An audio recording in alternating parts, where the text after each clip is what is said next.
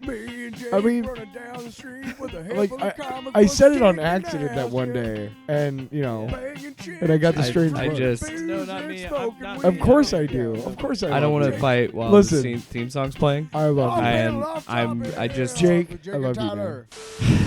Now you're saying I love you, and I don't feel like it is. Because you feel shamed? This is a healthy male relationship. Healthy male. What? No, Psh, share your emotions, dude. I love Jake. I love you, man. Thanks. Thank you. That's all I wanted. You want to get dinner after this? or- Oh, yeah, we got to do a show. Welcome to episode number 10 of Off Panel, Off Topic. We've made it to the century mark. No. We got 90 more episodes for that. The decade mark. There you go. What's All your right. problem?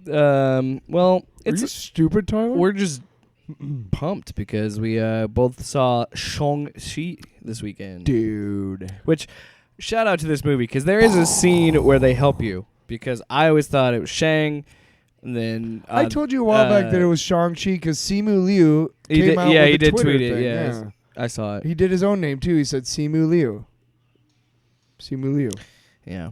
Simu Liu. Which, yeah, I've noticed that a few times in just some of the names of the actors and things. I've noticed how my brain reads it like an English version of it. It's like, well, some of these names are not English names. You know what I mean? They're Chinese names. So it always funny because there is just like that weird language barrier. Well, if you noticed also, throughout the movie, there's themes of the people who came before you. Your name is a symbol of the people who came before you, and that's a very Chinese cultural thought. Yeah. It's not so much American as it. I didn't get a chance to read it, but I do know there was an article floating around from an Asian writer who talked about how they felt about the movie from an Asian perspective. And I didn't get a chance to read it. I do want to read it because I'm interested. I'm glad you brought it up, not having read it, because now we're just like hanging on the edge of our seats. Like, what? Well, if we record another episode this week, I'll make sure to read it and talk about it. Just putting it up. Because I do think it'd be a good discussion. Because as I do too. As someone who does not know anything about Chinese culture, I want to know what somebody does. I know very have little that as well. perspective. Yeah. I know basics about Japanese and Chinese culture. Those are the two big nations. The only thing in that region. anything that I think know was the little bit of stuff I read about with Ghost of Tsushima and like the samurai culture. I know more about in terms of Japanese culture because of and I know this is gonna sound really stupid, but because of X-Men comics, the Wolverine limited series in the 80s, Frank Miller. The one in Tokyo. Yeah, that had they talked a lot about the honor system and stuff like that.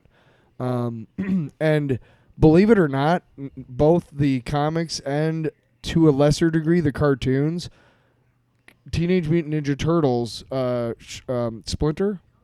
Mm-hmm. Splinter was a karate master, and he becomes he's like I can't remember a ninja master or whatever. I can't remember exactly because I know he gets in the turtles get in the same ooze as him, I think. Yeah, I don't remember how his soul got into the rat's body. I don't remember that whole story because there's a lot of and that's the thing too. And I know we're getting on a tangent here, but it's called Off Topic for a reason. That's the thing that's interesting about Teenage Mutant Ninja Turtles is how they turned such a dark comic book into a kid-friendly property. It's insane that happened. And that's not a bad thing. I love TMNT. Yeah. And especially the original trilogy, even the time traveling one. I like those. Let me make no mistake. No, a good source of Japanese culture is not Teenage Mutant Ninja Turtles, the cartoon or the comic book. No, what I'm saying is that it interested me enough to go and seek out more knowledge of it. Yeah, that happens all the time. Yeah, and another thing too, Shang-Chi is not a character that I have any knowledge of too. I don't have a lot. No, this was the first time in a long time that I went to a Marvel movie with a blank slate of not knowing. I knew of the Mandarin and the Ten Rings, but that's about it. I didn't really know. I really like how they dealt with that too. Yeah. Also, and I was talking about this with some friends because we were on a bachelor party. We. we We. we went and saw it on a bachelor party. Mm-hmm. And when I was talking about it, I was saying I love that we're at this phase of Marvel where they're trying to correct their own mistakes, like how in Endgame and in Loki they made Dark World matter so much more because they keep going back. And I don't. People might say that's rewriting their own history or whatever the case may be. Yeah. I look at it as them understanding that they made a mistake and they're trying to narratively make it make more sense. Yeah, you ever seen those tweets that say, "Hey, do better"? That's basically what Marvel's trying to do. They're trying to do better. And that's honestly, but when every day humanity boils down to one thing. All I want for humanity. You want my political leaning? I want humanity to do better every day than the day they did before. And I think what they're doing is really smart, especially what they do with Ben Kingsley, which isn't a spoiler. It's been public that he was in this movie. Okay. Like, we even knew about it before going in. And I think I don't know if I did, but it's not a spoiler.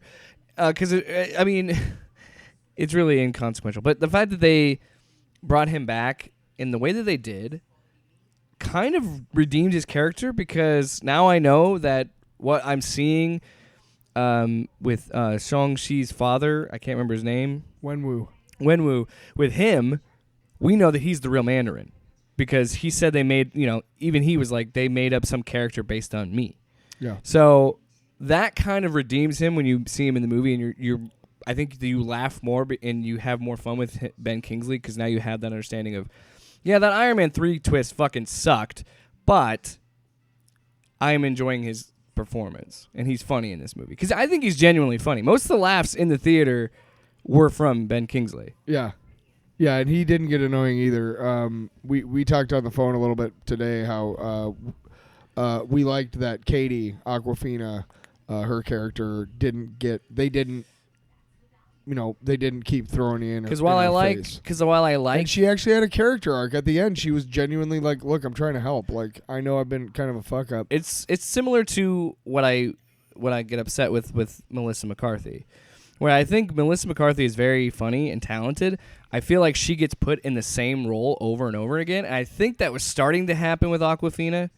But I honestly think the last two movies that I've seen her in, and this one of them was a voice, because she was in Raya and the Last Dragon, which is actually a pretty fun movie. You should go check it out on Disney Plus.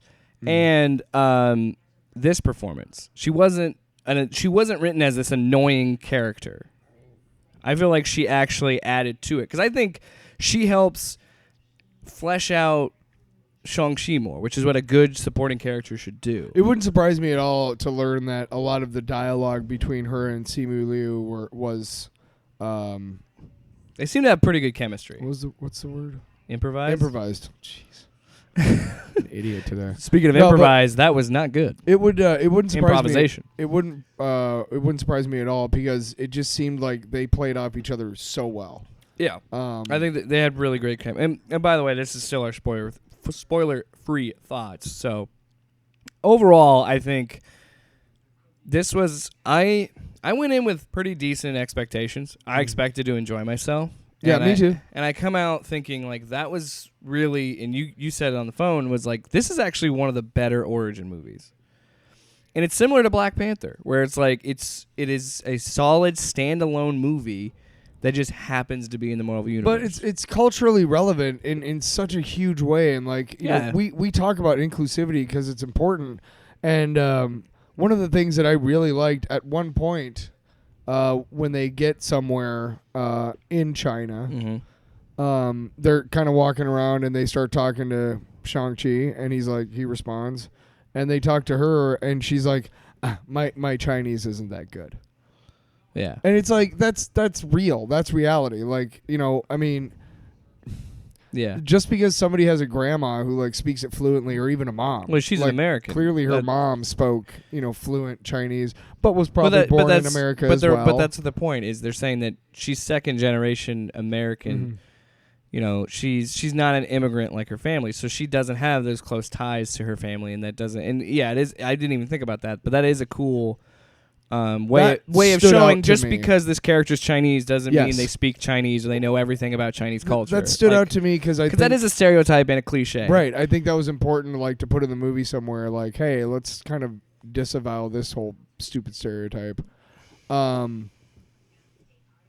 Yeah, But she does. when you take she a does character- understand Chinese by the end of the movie, though.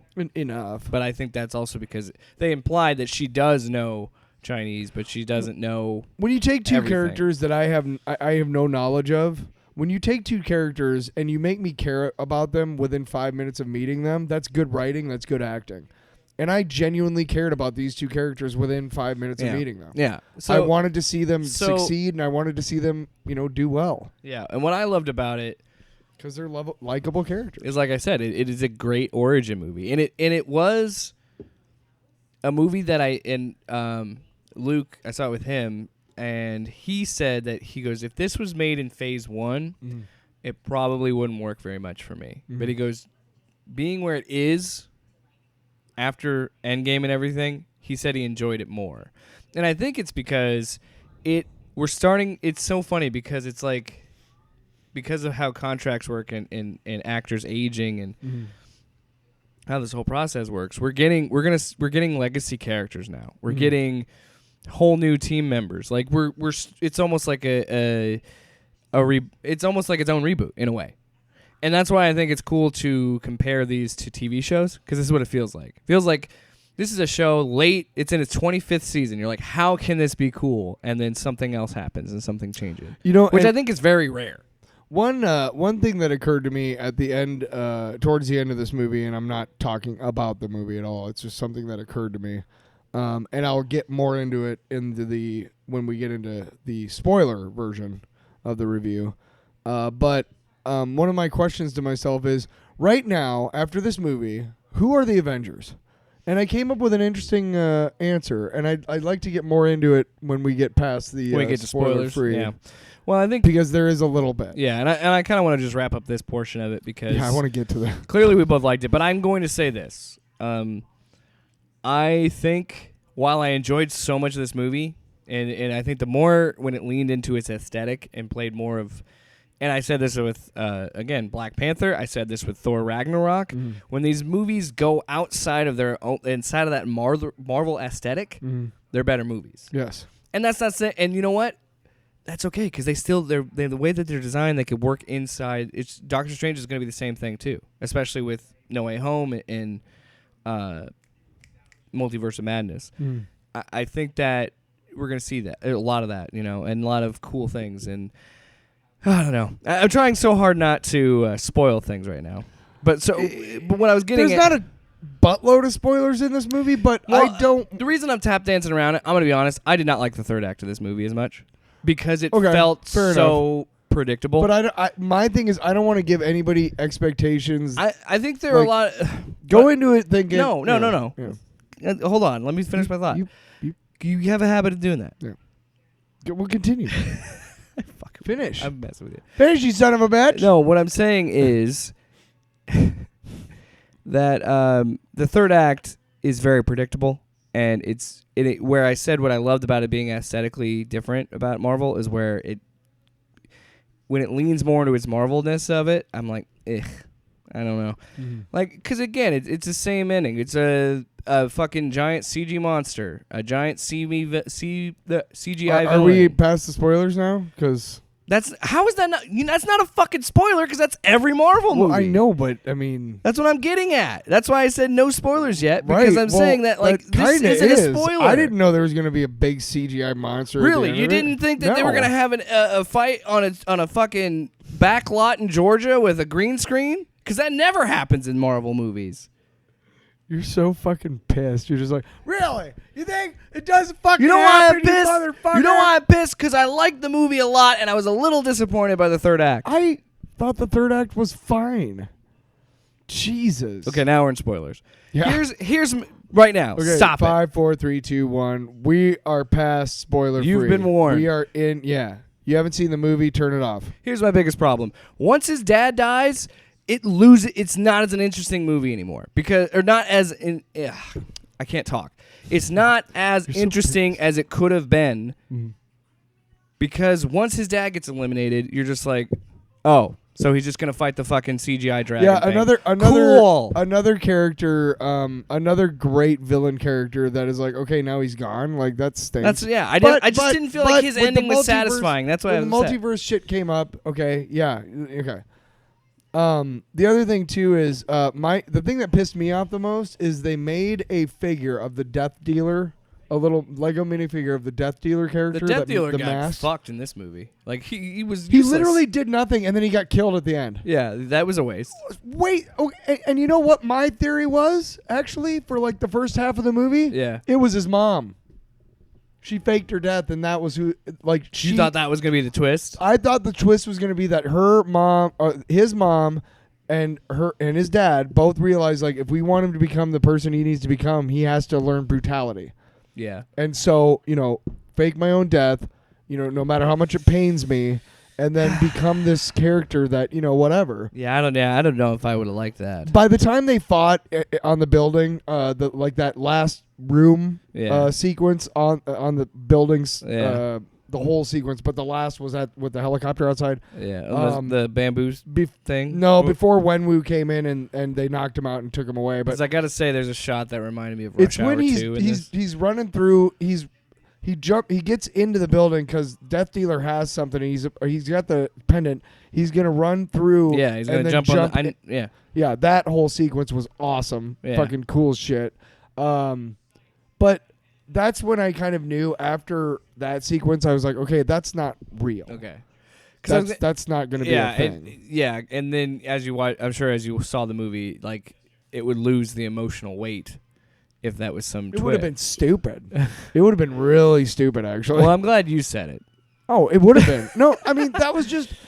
No, but that's just something you're trying to formulate as you're watching. As a writer, the dumb thing is that when I'm watching something, my first and having watched like billions of episodes of Law and Order, my first thing is like within the first 10 minutes, I want to be able to tell myself, if nobody else, because if I'm right, I'm spoiling it for somebody.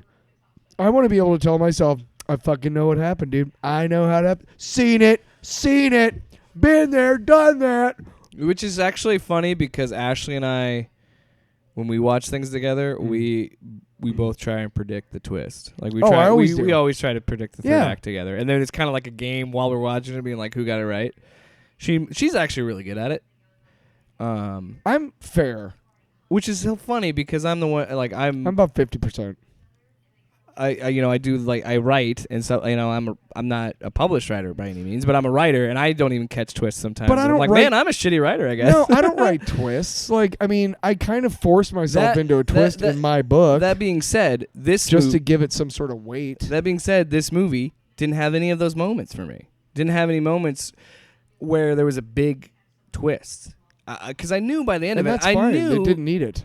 It didn't. No, I'm not saying it's a bad movie, but this is what I'm saying why I'm disappointed. Because I feel like it could have done, like, while it was doing its own thing and doing things that are new, it was still falling into trappings of being cliche. Like when he shows up to the fight club and you don't know who he's going to fight, and I go, I bet it's going to be his sister. Door opens. It's his sister. Surprise.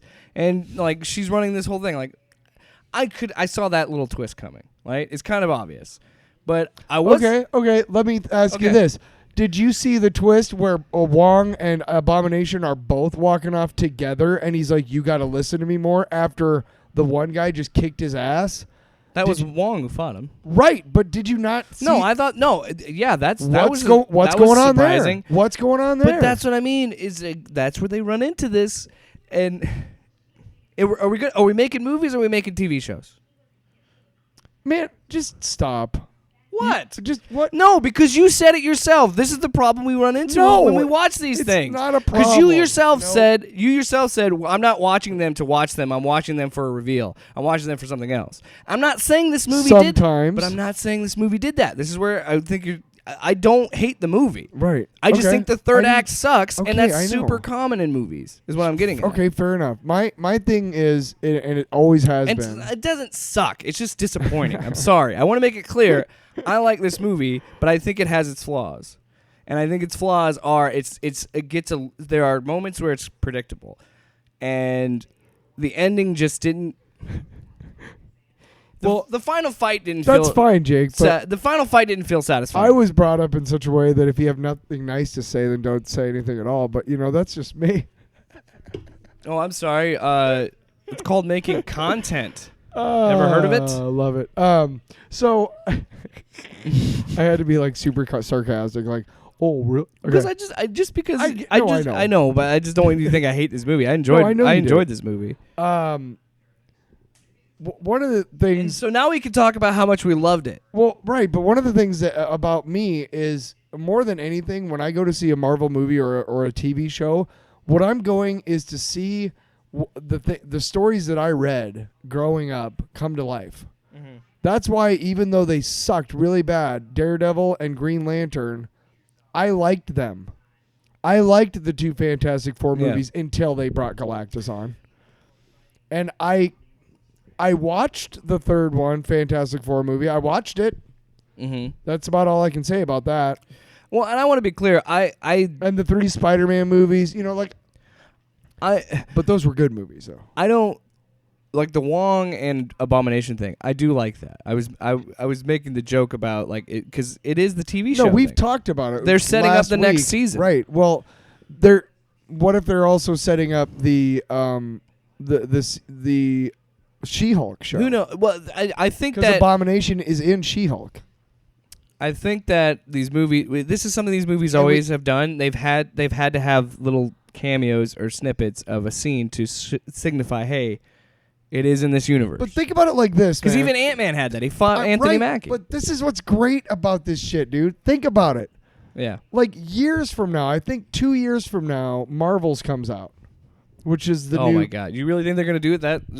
You think they're gonna do that? Yes, they Can't are. Of course they are. You really think? Yes, so what is they that are. like? Phase 5?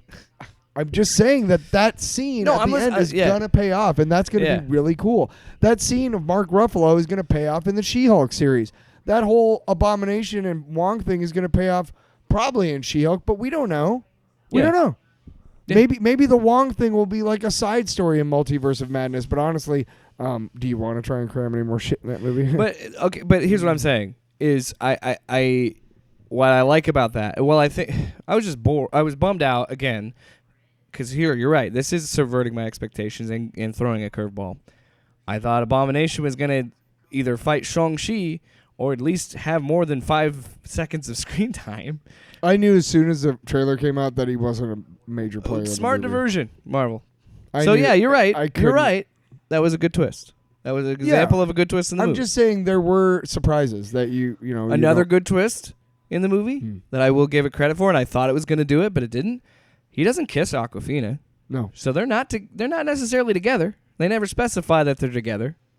One of the funniest parts. So this is the first time I've actually watched when one of she these. sees him with his shirt off Yeah. for the first time, and she's just like trying to like. This is the second time I've seen. her facial expressions basically say like, I don't know how I'm supposed to do this because I totally don't think about my friend like that, but goddamn, I would fuck that body. And know it's what- a funny you know what ass the relationship reaction. makes me think of Huh. is Captain America and Black Widow, a Mhm. platonic Mhm. friendship, Mhm. and it's such a rare thing. I mean, we've only seen it one other time because most of the time you see these movies. So again, another example of a good twist, and there's so much that I love. Like the choreography of this is insane. Oh like the my God. fighting in this is so good, and it's so refreshing because I was saying to you when I first saw the trailers, like I miss fucking martial arts movies, man. I miss that shit. Like Jackie Chan movies, Jet Li movies. I love those movies. So I miss having a style of like. I was watching. It's funny because The before bus scene I watched this alone was just like, I mean, that was almost worth the bus ticket. scene Almost was my favorite scene of the whole fucking so cool. movie. So Yeah, the way oh they my choreographed gosh. it, and we talked about it off the air. I told Jake that Simu Liu had started off as a stunt performer. Yeah, because he does almost. I think he does So almost all of his stunts in He his movie. pretty much does all 'Cause the there's- fighting. Yeah, There's not a lot of cuts in the fights, which is awesome. No. And again, it goes back to that Jet Li, Jackie Chan style of they're going to do their own stunts, which and is I'm sure fucking that cool. fight on the side of the building was done in front of green screen. So they Oh went yeah, I mean there's all the way up no in way, there, but yeah. That fucking that- scene the was bus- really creative. the bus scene. Well, it's funny because before I watched this, I watched I watched a YouTube video. I can't remember the YouTube channel, but it was describing a fight scene or describing what makes a good fight scene. And what makes a good fight scene on film is creates like creativity. No two fights are the same, and using your environment. And what Jackie Chan was really good at when you watch like Rumble, Jackie Chan's First Strike, or you know, pretty much all of his movies. When he's fighting, he's always using the environment, right? And you're seeing that in this movie, where all the fights use the environment creatively. Yes, there's like the 10 rings and the superpowers of that, and the mystical shit, but like. The bus sequence is kind of a small part of the movie. The bus sequence is a great example because how he uses the bus to get away from that and the whole it's such a cool scene. I mean, we're probably gonna dissect the whole thing, but here's what I really liked about it, and tell me if you notice this too. It starts off and it's a fairly formulaic like. Fight. I mean, like, you know, like the in terms of like the camera angles and stuff, right? I mean, not the choreography. That was really cool.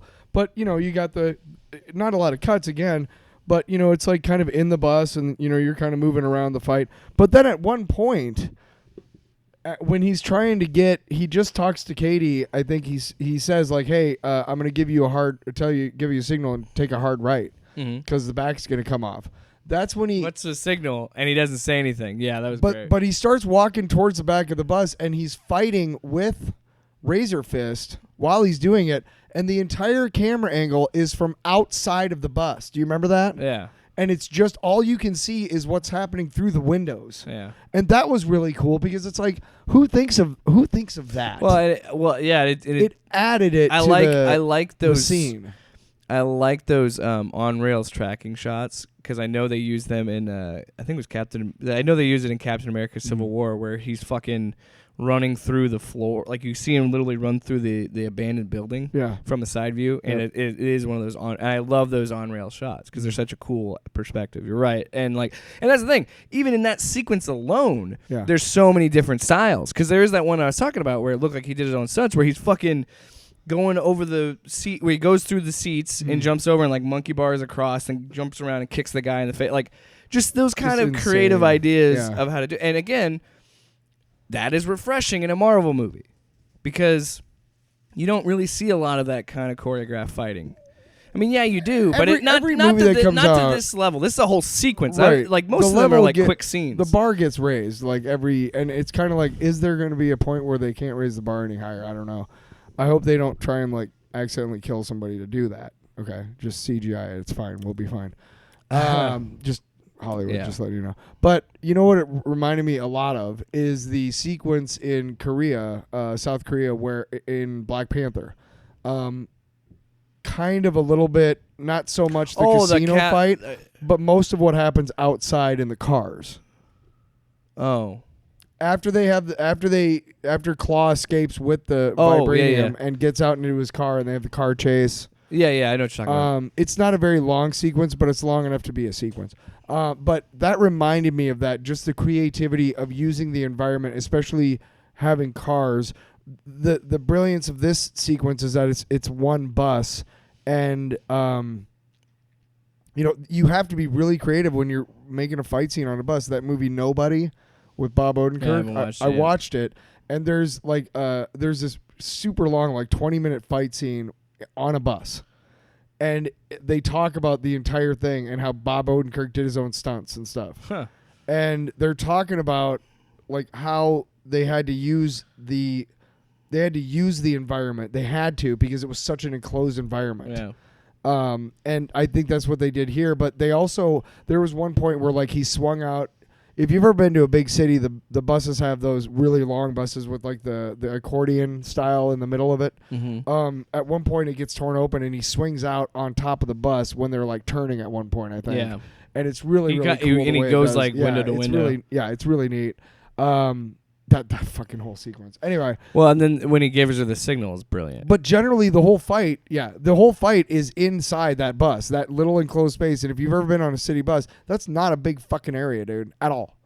So just the creativity and still make it exciting and the fact that like how he hits the stop signal pulls that wire. Like, to do that, I was like, that was like a moment where I really knew I was into the movie, because it got a smirk out of me. Like, it got a smile. Like, Yeah. that's fun. That's awesome.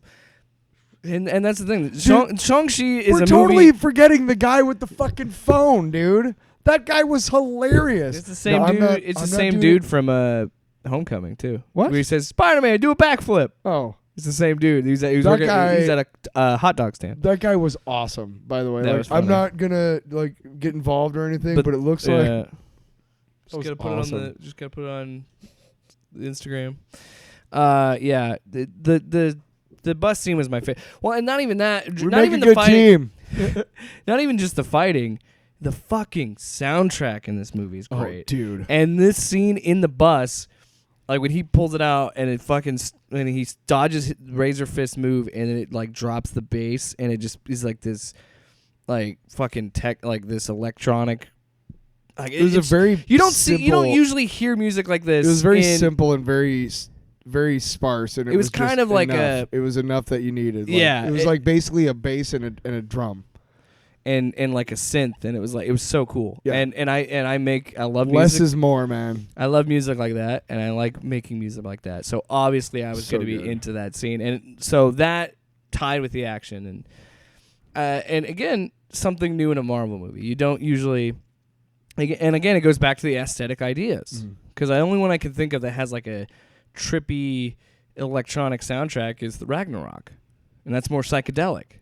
Now But, that was but I just thought that was a cool change. that was of pace. Mark Mothersbaugh. I'm not sure who did the music for this and who did the music for Black Panther, but both those two come to mind when I think of Giving it its own style, yeah. Yeah, the soundtrack really did have a lot to do with it. And that's the thing. This is the only time you hear something like that. The rest of the movie is very traditional sounding. Mostly, I think they did have a couple more like kind of techno-y, but mostly it was traditional. Yeah, like the big fight scenes, the big like- epic sequence, okay, let's get to that. Chinese guitar and I can't So remember what it's Shang-Chi shows up. Yeah. We're on his way there. He called. We haven't gives it. finished talking about the soundtrack, so whatever. Well, I was going to Just say does it all the how I was time going to to tie that me. in, Wiz, is that fucking bamboo fight has a traditional soundtrack, Right. dick. Well, I was talking if you about would have listened to me. because I didn't finish talking about Ragnarok. I don't give a fuck about Ragnarok. Actually, no, I do. It's So one I of grew it's up- one of my favorite. I grew up MCU in the movies. 80s, and in the 80s, there was a lot of bad sci-fi movies. And the reason why is because everybody was trying to make the new Star Wars ever Yeah. since 77, dude. Mhm. A lot of really bad ones, man. Just bad. Logan's Run was bad and just bad. But the best part about them was these fucking like horrific like synth-based soundtracks. And one of the things that I loved, and I talked to my brother about this too, was the sequence where she's taking him to see the Grandmaster, and in the background you hear this like and it's very low. And I remember telling my brother, I was like, during that, I remember thinking, man, it felt almost like I was watching Transformers the movie back in '86. Like it just felt like that kind of like. It felt like somebody trying to meld like traditional music and electronic music for the first time, and that was really cool. And the music here was, I liked how they used a lot of traditional Chinese instrumental sounds, Yeah. but they incorporated it in such a way that there were a couple of like synth based and like techno beats and stuff behind it, but it was generally a new. I remember reading before I went and saw it, like that the soundtrack was like really cool. Because they didn't, it was not traditional. Like you don't, basically sounds you haven't heard yet, and I felt like that sometimes. There were a couple sequences. we're getting, I know we're kind of all over the place. But what did you Yeah. think of the fight between his mom and his dad? Oh, I think I talked to you about this on the phone. One of my favorite things about the movie was there were at least 2 or 3 times when people were fighting, and they did like a slow motion, like, and just showed the people's faces, and you could see like. I love it when an actor can make an expression change in like one shot Mm-hmm. and make me understand exactly what that character is feeling at that moment. And that they both did that. Both actors did that when they're fighting and it becomes more like dancing. There was one sequence where like she's standing up and kind of swinging him around, and he's kind of down here, and they both have long shots of each other's just faces. And it was just, you could see them both, like, his anger at being, like, challenged changes in that one shot to, wow, this chick is hot. Like, this chick is amazing, you know? And then her expression changes from, who the fuck is this asshole trying to get in my village, to, hey, this guy's might be worthy of me. The actress's wife, or husband, he said, I wish my wife would look at me like this. And then she quote tweeted and says, you know you did a great job when your real husband's upset. But yeah. Oh, Tony Leung, I think. The guy who played fucking amazing. I thought he brought, this is like his first big American movie. Basically, but he brought a level of weight, of emotional weight to that role that not a lot of actors could have pulled off. Because the character is a complex one. When you towards the end of the movie, you realize that he gave up his own empire when he met his wife, and for 10 years I think they said that he didn't use them at all. He didn't wear the rings, yeah. But then his mom got killed, which, by the way, brutal. Jesus. Yeah. It was funny watching this with Luke, because in that flashback sequence when he goes to kill the gang, very violent. Yeah. But it wasn't like super gory, but it was just the intensity of it was very violent. If that makes sense. Here's a joke. I do want to make a quick joke. I was sitting next to Luke watching it in the theater, and when he takes his kid to this, like, because this is when he finally decides, I'm going to turn Shang-Chi into an assassin, pretty much. And when he takes him to the gang's hideout, he's in a suit.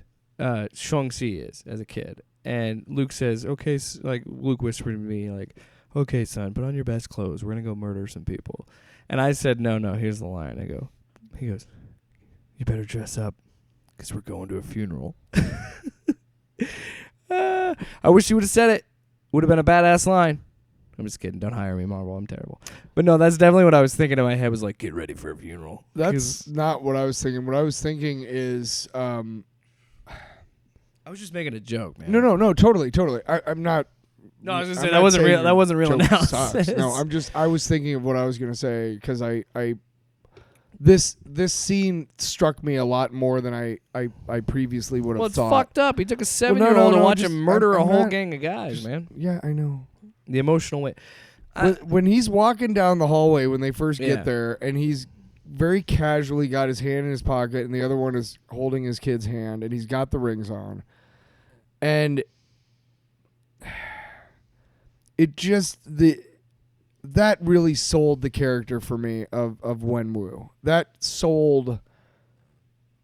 I don't know, man. That scene was really emotional for me, because it just kind of seemed like, on the one hand, you're looking at a father and son who have a very, very close relationship, but you're also looking at a tormentor who is beginning his torment of this innocent person. And it's on the one hand, you're like, wow, this is really beautiful, because, you know, it's a father and son. But on the other hand, you're like, his life is about to get really shitty. And then you realize how bad of a father his dad really is. But through it all, I do think he was. Before that, he was a good father. I think he loved him, yes. and I think he still did, even after his wife tried to turn him into an assassin. His wife getting murdered just turned him back to the dark side. He did try to redeem himself. Oh yeah, he became the conqueror again, and that's really not who he. Yeah, he was ready to give up on that life, and he was ready to have that family, sure, but it still doesn't. And what you were saying is like, it's complex, because he's still a bad guy, because there were a lot of he's still a bad father. Yeah, because he robbed his kid of a childhood to make him into a fucking assassin. Of course, that is a horrible father. But there were a couple of moments. Now that being said, I don't think he didn't love his children. I just think that what you're saying is it snapped, and he was just like, I've given up. Like, he gave up on humanity again and said, fuck you guys. I loved this one person my whole life. All I wanted was to be with her, and you made me do this. You made me become this man again. Mm-hmm. So yeah, he's actually one of the better MCU villains.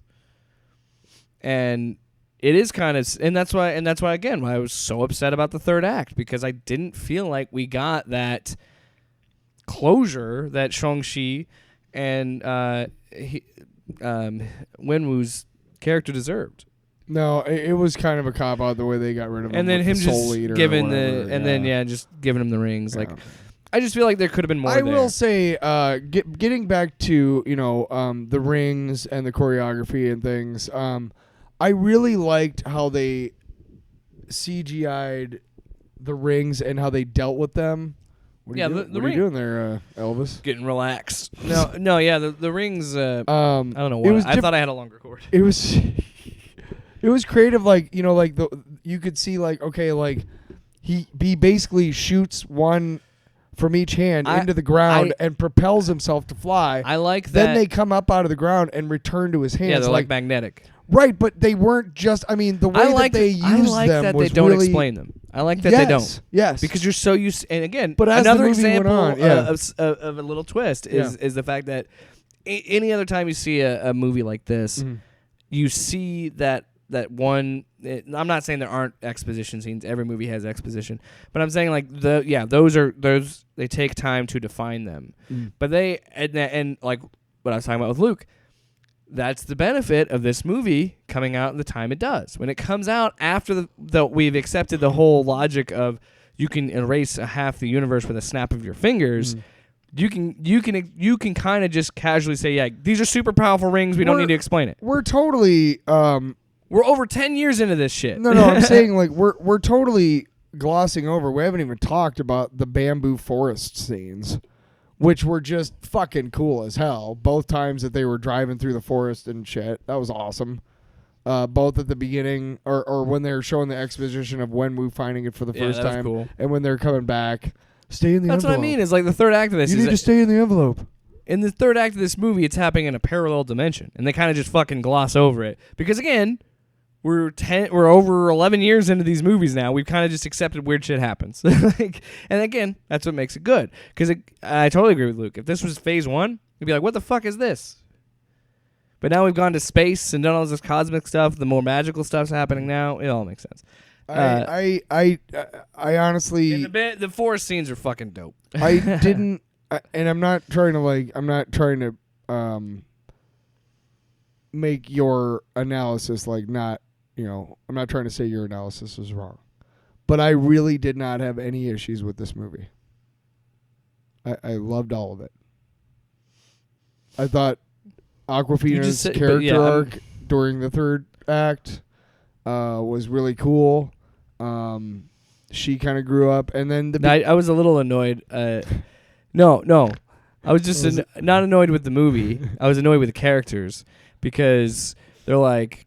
we're going to train you to shoot this bow, shoot these arrows. And then when the threat of their whole world is in the balance of them fighting this big monster, and they're like, no, it's too dangerous. You can't shoot. And I'm like, bitch, it's the apocalypse. Let the woman shoot.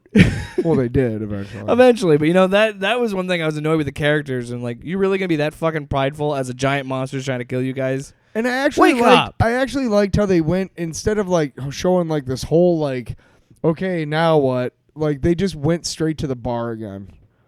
Like, and then I was doing this, and their friend is just like, I feel like you're making fun of me. Honestly, that's the most insulting part of the movie. What? Because I would be upset with my. No, I'm joking. I'm saying I'd be upset with my friends in this universe being like, yeah, this happened. Explaining the whole movie, and then them being like, I'm a fucking crazy person. A purple alien destroyed half the universe, man. How can you not comprehend me going to a parallel universe? Like, that's the most unbelievable part of the movie. Because there's no way people really think like that in that world, right? Mm-hmm. Like, if you said that to me and we lived in the Marvel universe... Where do you think the beacon is sending to? I don't know. See, that's the thing. Is this post-credit scene? I don't know what I don't know. In the comics, I think it's got to be attached to Doctor Strange. Possibly. In the comics, the rings are attached to a large dragon-like race called the Malkuans. And one of their most famous representatives in the comics is Fin Fang Foom. Oh, yeah. I remember Fin Fang Foom. Mm-hmm. Maybe. Maybe. I don't know. I really have no idea what they're going to do with Shang-Chi. If they're like how they're going But to do a sequel. I don't know. Here's how what they're I was gonna do talking it. about with payoffs, and the reason why I use it is because I read a review yesterday in the afternoon. I went and saw it yesterday morning. But I wanted to read a review of it, just kind of see. Sometimes I do that after I see a movie, see how well they did with the review, honestly. Yeah. Generally, it sucks. But this one was talking about... I want to justify my thoughts. It was talking That's about why the I do different it. sequences that I referred to, like with Wong and Abomination, things like, and Captain Marvel and Mark Ruffalo at the end. You know, these are scenes we forget. Like we look back on what's come in the MCU so far, and it seems like such a condensed, from our perspective. The beginning of the MCU, that 10 years is so condensed for us right now because we know that it started because in one they don't place. have to hold our hand. Yeah. Right. But here's the thing is that we forget that things happened in, like, say, you know, the first, you know, Captain America that didn't pay off until, like, fucking Endgame almost. Yeah. Red Skull. Well, Red Skull right but there. that's what I was saying earlier about the, like, That's why Marvel correcting is correcting their mistakes. Marvel's awesome. Like they do with Trevor. Why don't you just turn it around and just tell him? And by the way, yeah, Ben Kingsley's character, fantastic. My favorite line is when he's laying there and Morris comes up to him and was like whining because he thinks he's dead. Yeah. He's like, "I'm not dead, mate. It's a performance. Get down." Yeah. I was like, get down and join me. that was just so funny because it's so true to his character. Like any shit goes down, he's like, "I'm gonna hide somewhere." It's just so funny. Oh my god, I totally forgot about the fucking Planet of the Apes joke. Holy shit! Oh yeah, dude. Oh my god, that was actually probably. I laughed a lot during this movie, and it takes a lot for me to like laugh out loud. Because it's such a dumb sequence, but it's so funny. But I was crying during that because so you thought the way that they if those monkeys can do that, then I can do it. I can do whatever. Like he never then gets he's that like, wait it a was minute. not monkeys. Like he never does. So you thought that the monkeys were riding horses? Yes. That's like fucking. Ben Kingsley said he's such a good actor. Yeah. He's so fucking funny. He's like 5 feet tall too. He's really short. Yeah, but again, that's a great example of redeeming. Because when I first saw Trevor, I wasn't chuckling. I wasn't laughing. People were laughing in the theater. I was pissed. Well, I didn't know what the fuck it was. I thought they wasted the Mandarin. When you first see him, you're like, what is that? I thought it was a cool idea to make. I thought it was a troll. I thought it was a cool idea to make the Mandarin like a modern day terrorist, like the idea of a foreign, like kind of play on that idea of our like Islamophobia and do something like that with the Mandarin, and then it completely changed to something else. Mm-hmm. And I even love in this movie that was it what was it again? Wenwu, when he says that they made up a character scared, about me, and then saying that like they even named him after a fruit. Yeah. And I was like, America was scared of an orange. I was like, that's pretty funny. No, it was a Chinese dish. Yeah. Mandarin. Well, he said a Chinese fruit. Yeah. And it was just so funny because that's true. Like you didn't even think about that. Oh yeah, the Mandarin oranges. So yeah, I think it was just really good how they redeemed his character. Now, where do we think it fits going forward in the MCU? Like, what do we think? Because we kind of talked about the post-credit scene. Do we think that's setting up? No way, like him getting in contact with Doctor Strange and Multiverse of Madness? Because it seems like Multiverse of Madness is going to be like how Civil War was kind of like Avengers 2.0. Mm. I feel like the Multiverse of Madness is gonna be like Avengers 2.1. Because it's not that far to be like 2.5, but it's close. Well, it's gonna start. Let's start at a different angle. No. What I'm saying is how Civil War was a movie in between the Avengers movies that still felt like an Avengers movie. Mm. That's what Multiverse of Madness is going to be. Probably. I feel like it's going to be. It's setting up the new Avengers. On that note, let's talk about. This is one thing I really want to talk about and think about is who are the Avengers at this point in time. Now let's think about this. Okay. Now we got War Machine is still around, right? Yeah. Scarlet Witch, Ant-Man, Wasp, Captain America, Sam, yeah, Shang-Chi, I just had it in my head and I lost it. Yelena Belova. Well, no, I think she's gonna be. Never She's mind. gonna be. She's gonna be a Thunderbolt. Yeah. So is a U.S. agent. Mm-hmm. Oh fuck! I just had it. It was right in the front of my mind. She-Hulk. Thor. Thor is still around. And we're talking Mighty about Thor probably as well. Natalie Portman. We're gonna get 2 Thors now. I think Hemsworth is gonna die in this one. No, he's not. Hemsworth said he will play Thor as long as he can. Yeah, I'm sure he will. But I'm sure Marvel's like... Marvel will not do that. Whatever. They don't have the balls. Anyway. 1, and 2, all the fucking neckbeards will lose their minds. Doesn't that... And I'm greedy and I want Chris Hemsworth to be Thor for the rest of his life. Continue. Doesn't that sound like a kind of a neat team? Yeah. Because my only thing would be if they... I mean, I could see your point of bringing in Natalie Portman as Mighty Thor. Mm-hmm. I could see them having her be the legacy character, or I could see them also doing Unworthy Thor. Mm-hmm. Which is a great run. Which, speaking of which, yeah, but you have to involve. I don't know how you do it in the MCU, because in the comics, the Unworthy Thor is what happens after Nick Fury assassinates Uatu, and we're talking about the white one, the white Nick Fury, who is. For those of you who don't know, the MCU's version of Nick Fury in the comics is the same, but he is technically the original Nick Fury's son. In the Ultimate Comics, he's just Nick Fury. Yeah, but in this they brought him in the MCU, or they brought him into Marvel Comics. Anyway, in the comics, Nick Fury, the older one, he assassinates Uatu and steals his eyes.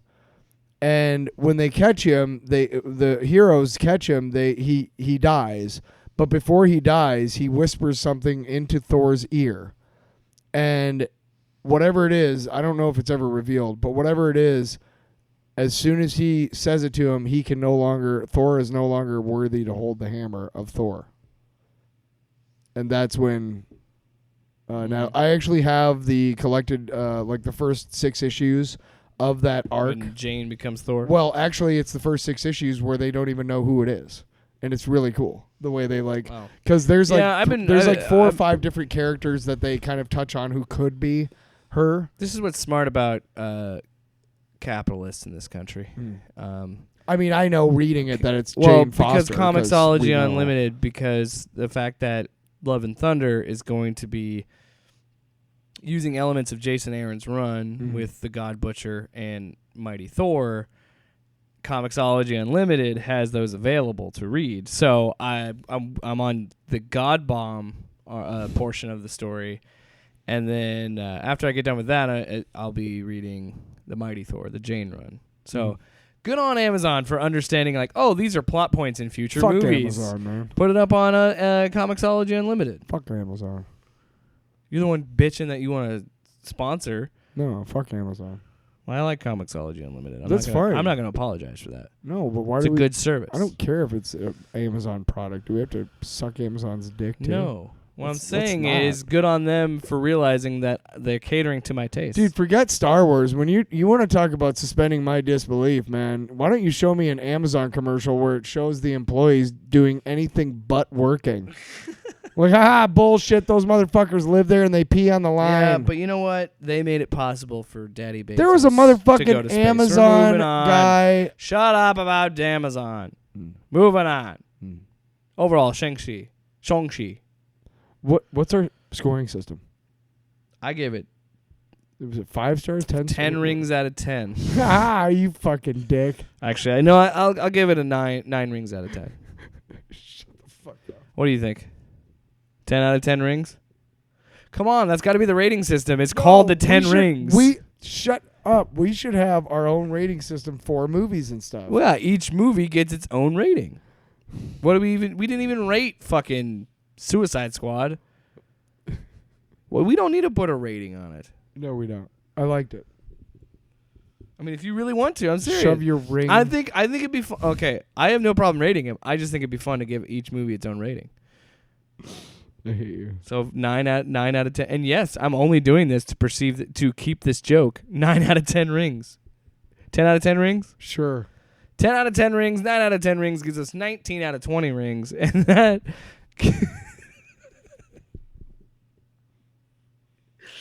I literally started that bit with no punchline. So, real quick before we go, one last thing I really liked about the movie is we talked a little bit about the animation that they used for like the different sequences involving the rings. What? if for a real rating, I would say 4 out of 5 stars. I'll give it that. I'll give it 4.5. Just because I really don't see.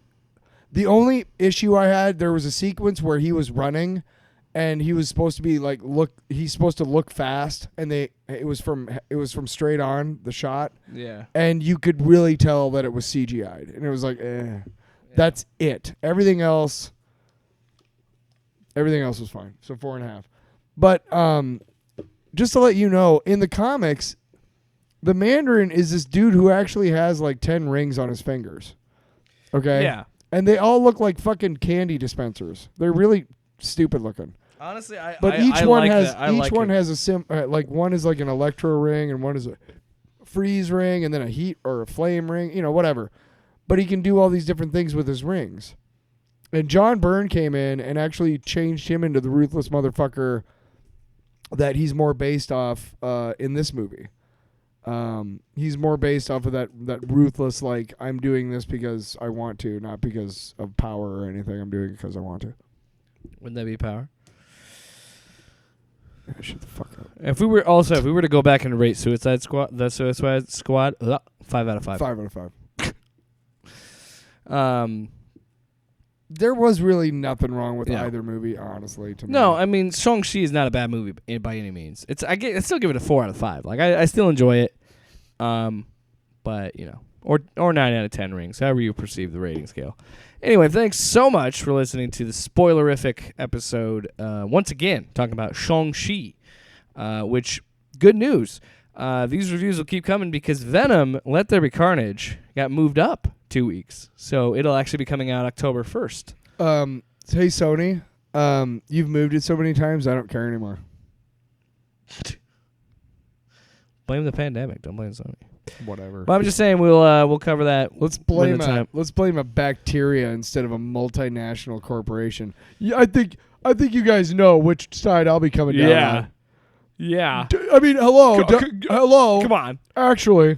So yeah, Shang-Chi is a really fun movie. I recommend it to anybody. And the thing is, it works so well because while it is tied to Marvel, you can still go in fresh like I did, absolutely. Blank slate, and enjoy it. So it's definitely worth your time. One thing I do want to say before we go, because speaking of reviews, have you been reading Dune? No. The new Dune premiered last weekend, this past weekend at Venice. Yes. And I'm not sure if you've read any reviews of it, but basically the advance word is, holy fucking shit, this is fucking awesome. Yeah, but I've heard it's beautiful.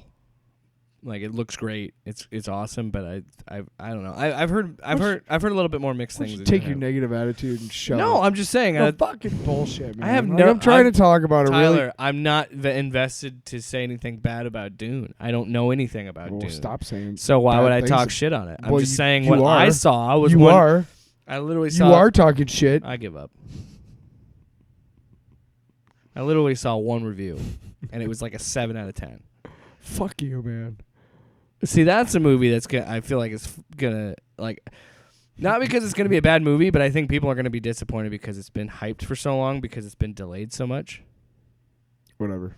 But I don't see it based on what I saw. If you're a fan of the books, man, it doesn't matter what anybody says about it. It's gonna be, hey, is this what I thought? Also, I hate to be this guy, and I Then know, don't and I be know him. you Then do. don't be No, I him.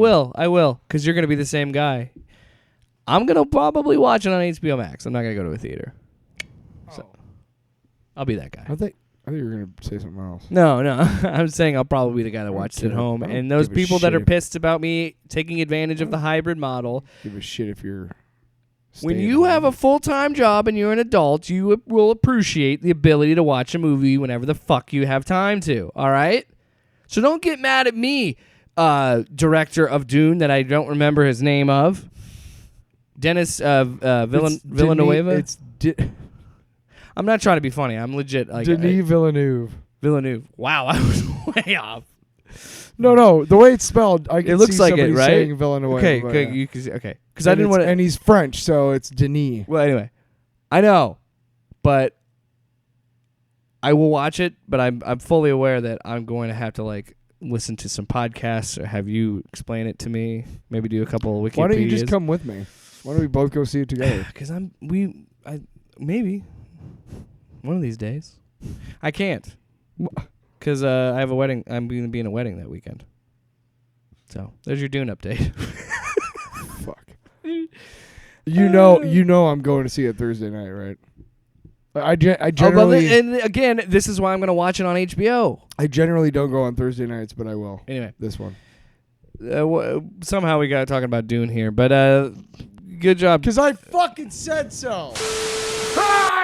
What is my problem?